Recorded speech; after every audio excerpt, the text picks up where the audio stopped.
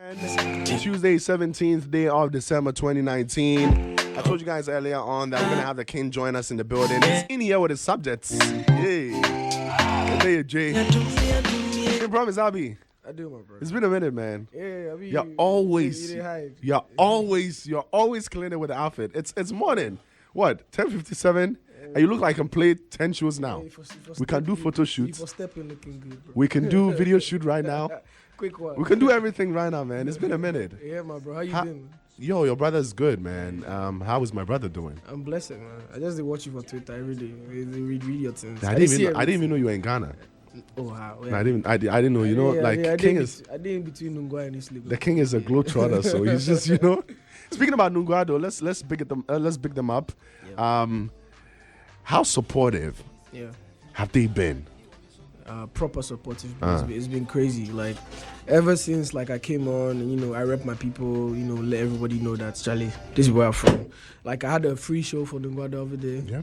It was crazy. You should see the numbers, several thousands, and it was just great to see that something like that could happen where I'm from. Because apparently, not even I didn't even say like the rulers and the big people were like, there's nothing been like this ever, you know. And I'm glad that, you know, I could put on a show like that for my people, and they've been supporting. Trust me, when you go to Nungwa right now, I think you deserve a statue in there. Yeah. It should be the first time we're getting a statue for a young guy. Let's push for this, man. Quabs, what be your mind? Go for happen, right? Get this. We go for do one. We just scatter there. Brother, let's talk about the last album, all right? The last set of tunes that you've dropped so far. What has the reception been like in Ghana, outside Ghana? How are you feeling it yourself? Blessed, bro. Like, we had a plan this year. The plan was to drop an album. Because last year, the plan was to drop several singles, you know, and videos. And this year, like, okay, we could drop album, we could drop music videos, we could try tour the world and do it. And by the grace of God, we do plenty of that, you know. We're able to drop the album as promised, you know, which is my first, you know, maiden album. And you toured the world as well? Yeah, we've done America, we've done the UK, you know, rest of Europe, we've done some parts of Africa. Wow. We've won awards in different countries, several nominations. It's been a great year, bro. Like even like today when I was coming here, I was on Twitter and I seen that Commando is the most streamed Ghanaian song of 2019. And I'm like, wow, that's mad. You know what I mean? So it's been a crazy year. So you know how best or you know, the best way to cap it all off is to, you know, have this concert that we're about to have. Do you know what I mean? So it's been an amazing year, definitely because of the fans as well. Because if you know, be there, man. Because when the album dropped, the reception was amazing, bro. Amazing, yeah, it was amazing. We had a listening in London, we had a listening in Ghana, and why didn't you guys do one in the US? Funny enough, you know, Kwabs, when that one came out, I was in the US and I was dead weight. I'm like, okay, they will come here. Look at this. I'm looking at this, they will come. And they just swerve me on that. Bro, like, let me just put a strong one out there. Amongst all the songs that you've released this year, don't tell me you don't have a favorite in there. I just want people to. Nah, I dropped my album, bro, and it took me 2 years to put that album together. Yeah. And it wasn't like we're like, okay, let's make these songs or let's put just this one. We made so many songs and then we picked like the top, like the 15 that we thought, you know, went with the theme for the album. And then the album took us 2 years, like I said. Yeah. Every song on there get a connection to me and, you know, speaks to me differently. And when I write my music in a way that I want to make people also feel connected to the music. Like you should be able to find yourself in the music some way. So then there's different songs for everybody. So there's a different song for every kind of mood or whatever state you're in. So I can't pick like a favorite. Like I was saying when the album dropped, like maybe when I was coming, I was listening to Commando or Brian. And then when I'm going, I listen to FODD or like there's a song for every time. Exactly. So yeah. Okay. All right. So let's move on. Well, before we move on to the events, though, this is like a conversation I had with someone before the interview. So apparently you're very good when it comes to collabos. Like you have fun doing collabos, even more than doing your own stuff. What does King look at before he jumps on a song with somebody?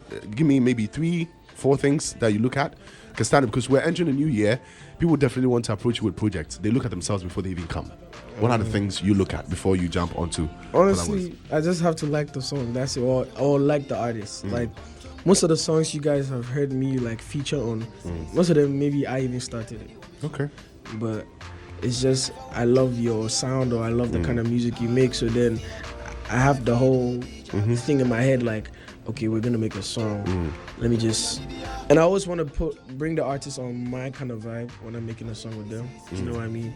Like, I feel like that's why they want to make a song. Exactly, with me. want to make it with you. I'm not going to do something else. I'm just going to be free and make music that I like.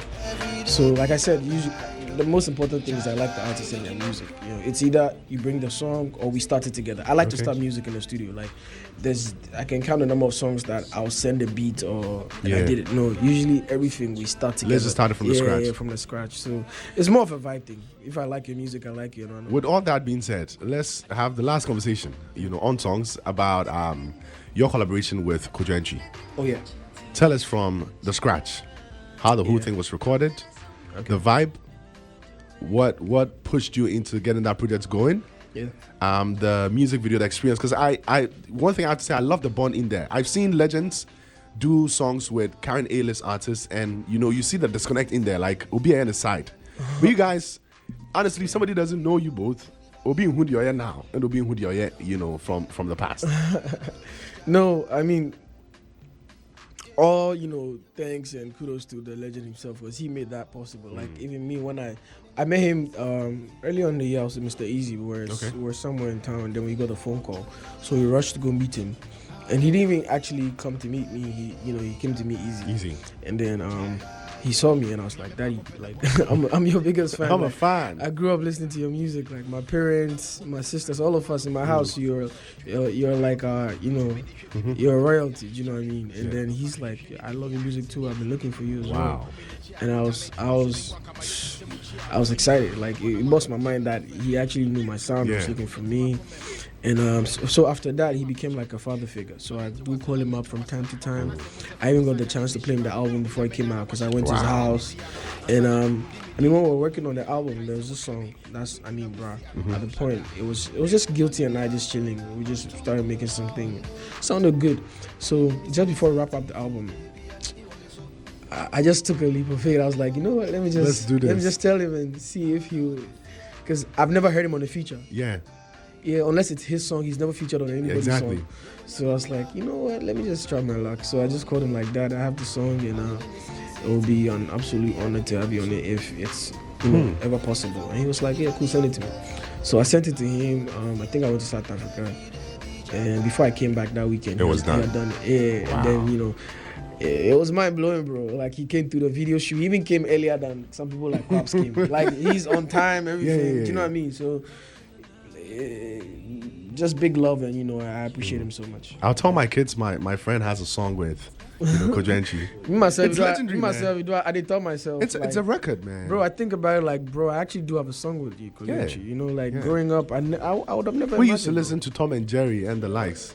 Bro, I'm sure you also watched it on Metro TV a lot. And then now we have the cassettes for house playing. Yeah, a lot of them. You've done a good job, honestly. I'd like to commend you on all the hard work and the weight you've been able to pull. And in general, I think Ghana music has really seen a lot of improvement thanks to hardworking people like you. One last one before we move to the questions. I think a lot of them are coming in. Yeah. On the topic of High Life, okay, so for like 2 weeks now, people have been going back and forth on how High Life is losing its touch out here in Ghana. Do you think it's losing it? Do you think it has a future? I don't think it's losing it. You don't think it's losing it? Yeah, right? That's like most of the young guys like myself who make music. We like to sing. It's not even just about like there are rappers out there, but there are singers as well who can actually sing and who have the High Life. Bases like when you listen to my bruh, it's High Life. Yeah, do you know what I mean? And you listen to Kiddy, there's so much High Life in his voice. There's Kwame as well. Do you know what I mean? So I don't think it's going anywhere. We love High Life. Like, I literally grew up on High Life. Do you know what I mean? So it's something that I make a point to make sure it's in my music. Like, even whether they speak brofo or whatever kind of genre they do, you hear my tree and the High Life vibe. It's important, bro. That's the only way we can. That's how you find me in my music, because then you know that, okay, this is where he's from. Okay. And you have to be able to know that, like, okay, this is big Ghana boy. They send the records back to Ghana. Exactly, bro. I like that. Now let's just talk about the big thing happening.